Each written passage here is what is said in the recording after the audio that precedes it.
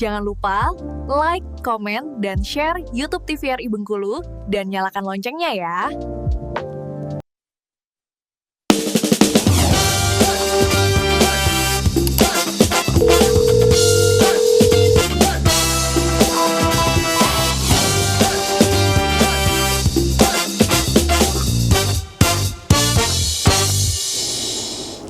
Ya, pemirsa, kembali lagi tentunya di Dokter Kito bersama Kito Sehat. Tadi aku sudah melemparkan pertanyaan kepada Dokter Sri, tapi tahan dulu nih dokter, kita kembali ke Dokter Elsa untuk pertanyaannya nih dok. Diabetes itu kan bisa dikatakan ketakutan semua orang. Semua orang pastinya takut terkena penyakit ini.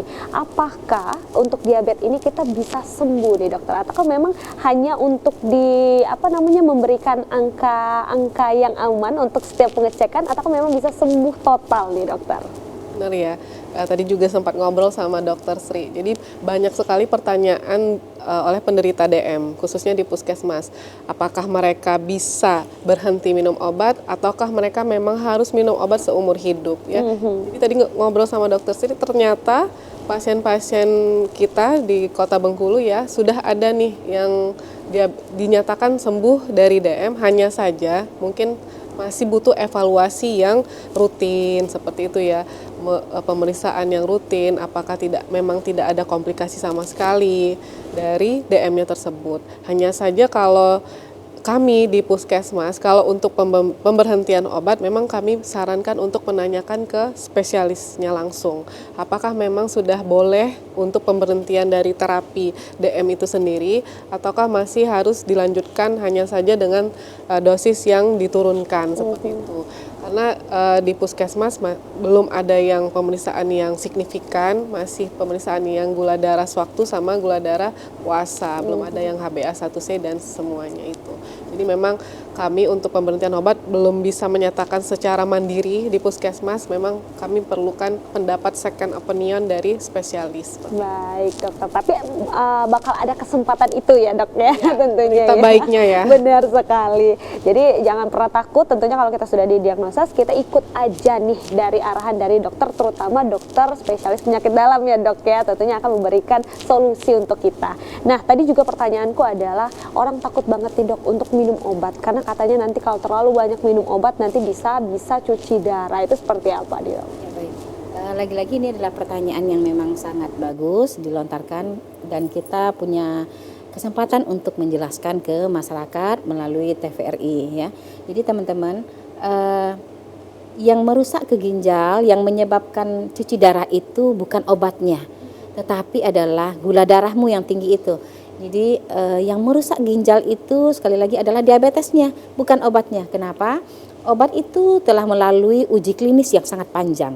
Jadi apabila satu obat dinyatakan aman, itu berarti dia sudah melalui uji klinis 1, uji klinis 2, ketiga, dan baru ke tubuh manusia. Dan pada saat penelitian itu dilakukan dengan dosis ambang berapa dinyatakan aman untuk tubuh manusia, baik itu terhadap ginjalnya atau ke tubuh yang lain. Jadi kembali lagi ke obat diabetes ya.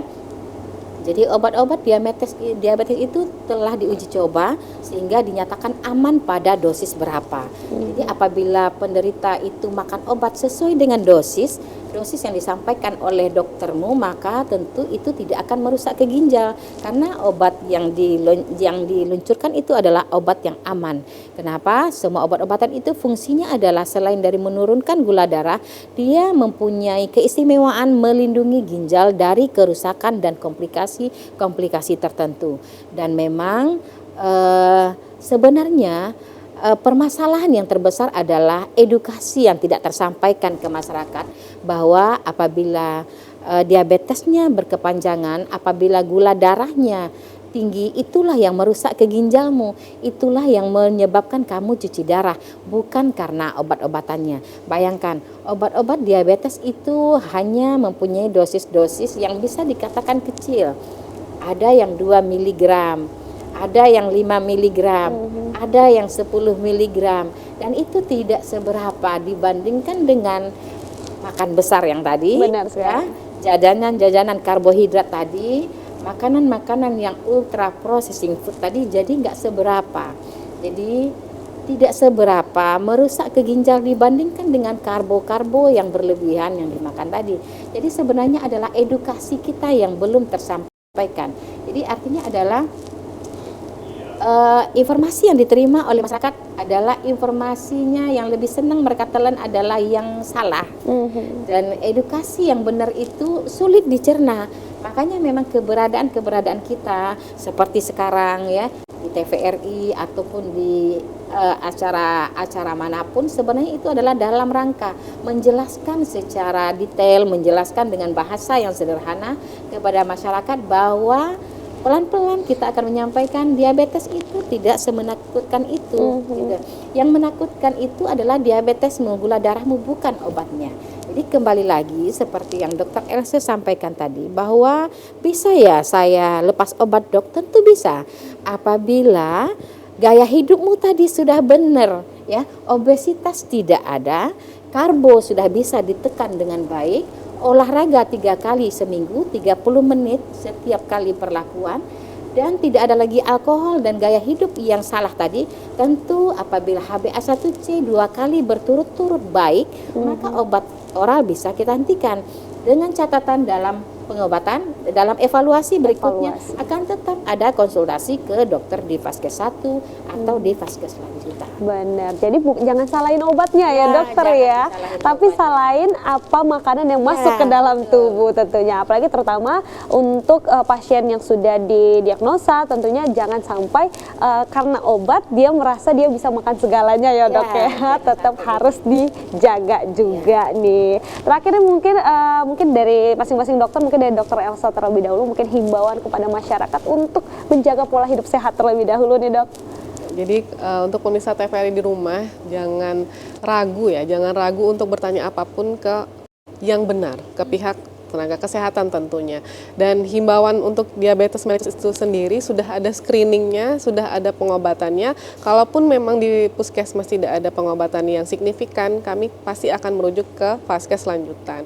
Dan himbauannya tuh sering-sering ke puskesmas seperti itu ya, karena di puskesmas itu bukan hanya untuk orang sakit, tetapi untuk orang-orang yang sehat sebetulnya, karena puskesmas itu sebenarnya tonggak dari pencegahan, bukan pengobatan. Jadi kami sudah ada posbindu, sudah ada penyuluhan posbindu untuk screening diabetes mellitus ini malahan tiap bulan. Jadi untuk ajakan untuk ke puskesmas lah, ayo rame-rame ke puskesmas atau posbindu yang sudah diadakan di puskesmas. Benar, terutama kita sudah punya BPJS juga ya dok ya, jadi bisa digunain nih, jangan dianggurin tentunya kartu BPJS-nya. Dan terakhir mungkin ada Dokter Sri untuk memberikan semangat untuk para pasien diabetes untuk terus bisa sembuh ya dok tentunya ya. Baik, terima kasih. Dalam kesempatan yang baik ini saya selalu menghimbau kepada masyarakat baik yang belum terkena diabetes atau yang sudah terkena diabetes, carilah edukasi yang benar, pahami dulu apa yang dimaksudkan dan jangan mendiagnosis diri sendiri. Dan yang lebih bagus adalah lakukanlah lifestyle yang baik, modifikasi gaya hidup yang baik sehingga Anda tidak terkena prediabetes ataupun diabetes tadi. Dan jika terkena, tentu yang perlu dilakukan adalah sering-seringlah mendapatkan edukasi dari dokter di Vaskes 1. Seperti yang Dokter Elsa sampaikan tadi, puskesmas itu siap, ready untuk menerima semua konsultasi, karena memang sifat puskesmas itu adalah sebagai preventif, pencegahan, dan promoting. Jadi disitulah tempat yang paling baik Anda mendiskusikan bagaimana kesehatan, bagaimana lifestyle, dan apa saja yang perlu dilakukan untuk meningkatkan taraf kesehatan kita semua. Baik dokter, tetap semangat tentunya ya. Semuanya semangat, baik itu mencegah atau mungkin yang sudah didiagnosis, tentunya harus sama-sama semangat dan sama-sama terus menjaga pola hidup sehat. Baik, terima kasih banyak Dokter Sri dan Dokter Elsa sudah hadir. Dan pemirsa di rumah jangan lupa saksikan terus Dokter Kito setiap hari Senin hingga Jumat hanya di TVRI Bengkulu. Saya Afifa Manca pamit undur diri dan sampai jumpa.